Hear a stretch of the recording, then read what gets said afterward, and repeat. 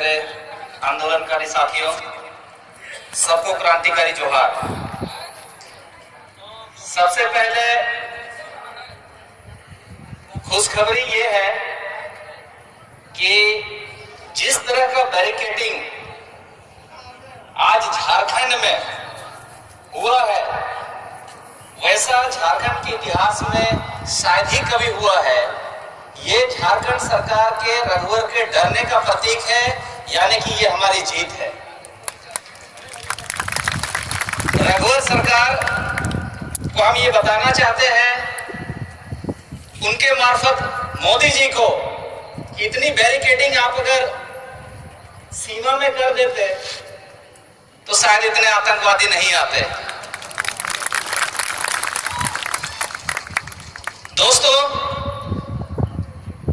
Article 21 में इन्होंने बदलाव का बात किया है और बहुत सारे तर्क हमारे ही लोगों के मार्फत इन्होंने बोलने का कोशिश किया है कि अच्छा है। हमारे समाज में, मैं वो समाज से आता हूं, हम लोग कुल्हाड़ी का उदाहरण देते हैं। कुल्हाड़ी तभी काटता है जब उसमें लकड़ी को कुल्हाड़ी तभी काटता है जब उसमें लकड़ी लगाया जाता है। इसको हम लोग हो में हाके दाडुम कहते हैं। तो ये हाके दाडुम हमारे समाज में बहुत भरे पड़े हैं। इनको हम लोग को सामाजिक बहिष्कार करना होगा। 21 में जो कहता है कि जो आदिवासी का जमीन है उसकी परंपरा से गाइड होगा, उसकी रूढ़िवादी व्यवस्था से गाइड होगा। वो इसीलिए ऐसा कहता है क्योंकि उसकी जमीन व्यक्तिगत नहीं है, ये गांव समाज की जमीन है। हमारा परंपरा में जमीन कुर्सीनामा के आधार पर हस्तांतरण होता है, परदादा का, फिर उसके बाद दादा का, पिता का, फिर आज हमारा। ये उस कुर्सीनामा के आधार पर हमारा इसका ट्रांसफर पीढ़ी दर पीढ़ी होता है। उस चीज में, उस कस्टमरी मोड जो है हमारे जमीन पर, जब उस पर रघुवर सरकार उसको बदलना चाहती है। मतलब इसको आप समझिए कि रघुवर सरकार उस कुर्सीनामा में अपना नाम चाहती है। क्या हमें स्वीकार है? वो हमारा कस्टमरी है, वो पारंपरिक है। आदिवासियों का पारंपरिक व्यवस्था या पारंपरिक जो विधि व्यवस्था संविधान के अनुच्छेद 13 में स्पष्ट किया हुआ है कि वो किसी भी देश के लोकसभा, विधानसभा या किसी भी मंडल में संशोधन नहीं किया जा सकता है। जब इसमें लिखा गया है कि ये कस्टम से गाइड होना है, तो उसका निर्णय सिर्फ और सिर्फ आदिवासी लेगा।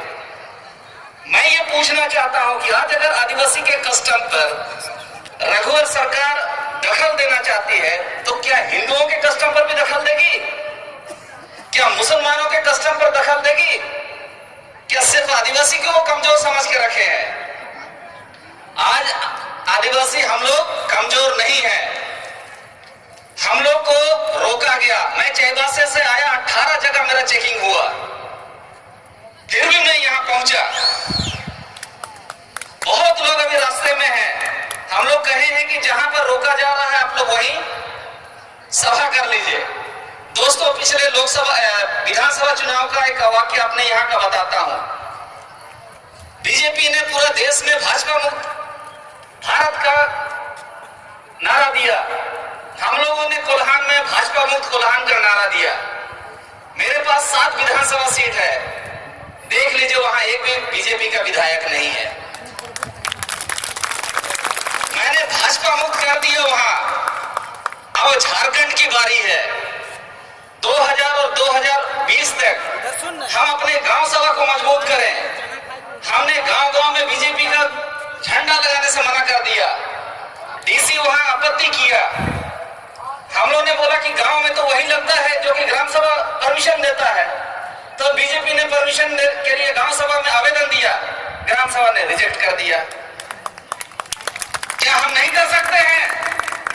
2019 और 20 तक हमारी ये सभा, आज हम इतने नहीं हैं, हम पूरे झारखंड के आदिवासी मूलवासी हैं।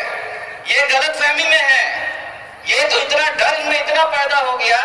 15 सितंबर को भी एक रैली हुई थी, 50,000 से ज्यादा लोग थे, सरकार उसमें डरी नहीं। हम अभी जितने भी हैं, लेकिन उससे उनका डर का अंदाजा आप लगा दीजिए कि वो जगह जगह बैरिकेड 2-2 किलोमीटर पर बैरिकेड लगा रखा है। इसका मतलब यहाँ जितने लोग आए हैं और आ रहे हैं, ये भीड़ नहीं है, ये भिड़ने वालों की भीड़ है। हम भिड़ने वाले लोग हैं और 2019 और 20 तक हम अपना आंदोलन को गांव-गांव पहुंचाएं, गांव-गांव ग्राम सभा को मजबूत करें। ये प्रशासन के चक्कर में ना रहे, हम स्वशासन के चक्कर में रहेंगे। प्रशासन को हम बहिष्कार करेंगे और स्वशासन को गांव-गांव में स्थापित करेंगे। दोस्तों, आदिवासी समाज जो है, जो सिर्फ व्यक्तियों से नहीं बनता है, आदिवासी समाज उसमें हमारा मुर्गा, मुर्गी, भेड़, बकरी, गाय, बैल, सुअर, ये सभी हमारे समाज के अभिन्न अंग हैं। इतना ही नहीं, हमारा जो जमीन है, हमारे पेड़ पौधे हैं, हमारा नदी है, हमारा डुंगरी है, ये सारा आदिवासी समाज का अभिन्न अंग है।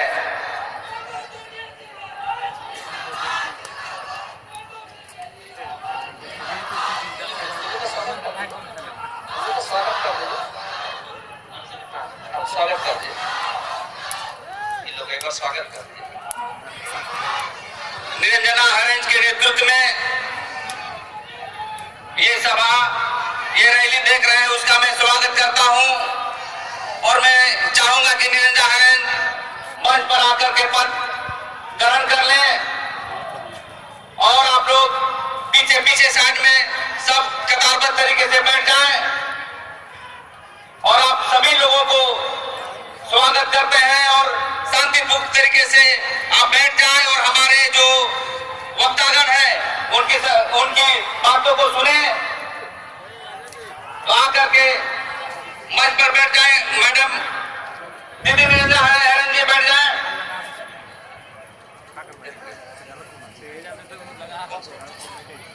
तो हमारा जो आदिवासी समाज है, सारा चीज इस पूरा प्रकृति को मिलके बनता है। तो ये हमारा एक भी अंग, चाहे वो जमीन हो चाहे पेड़ हो, जब हटता है हमारे समाज से, तो हमारे सामाजिक पूरा संगठनात्मक स्ट्रक्चर को नुकसान पहुंचता है। आज हम आधुनिक युग में कहीं न कहीं इस चीजों को भूल गए हैं, भौतिक दुनिया में आ गए हैं। इसी कारण से जो लड़ाई उस समय हमारे बिरसा मुंडा ने, सिद्धू कानू ने लड़ा, वो भावनाएं हमसे कहीं थोड़ी सी हट सी गई है। इसी कारण से ये दिक्कू लोग जो हैं, रघुवर के रूप में, बीजेपी के रूप में हमारे बीच में आकर हम ही को बदला रहे हैं। तो ये अभी हमें समझना है और ये जो बोलना चाहते हैं उसको हम गांव तक ना पहुंचने दें। हम गांव समाज मजबूत करेंगे और ये जो आवाज यहाँ से आज गूंज रही है, ये सिर्फ यहाँ नहीं है, पूरा झारखंड के कोने कोने में ये पहुंच गई है। जो लड़ाई हो सकता है यहाँ हम 2 लाख लोग आ जाते तो भी वो आक्रोश शायद पैदा नहीं कर सकते, लेकिन रघुवर ने जगह जगह हमारे आदमियों को खड़ा करके, रोक करके वो आक्रोश पैदा कर दिया कि अब झारखंड में आंदोलन नहीं, अब क्रांति होगी। और इसी क्रांति के आगाज के लिए सबको फूल जोहार। मैं अपना बात यहीं पर समाप्त करता हूँ। धन्यवाद। धन्यवाद मुकेश बिरवा जी।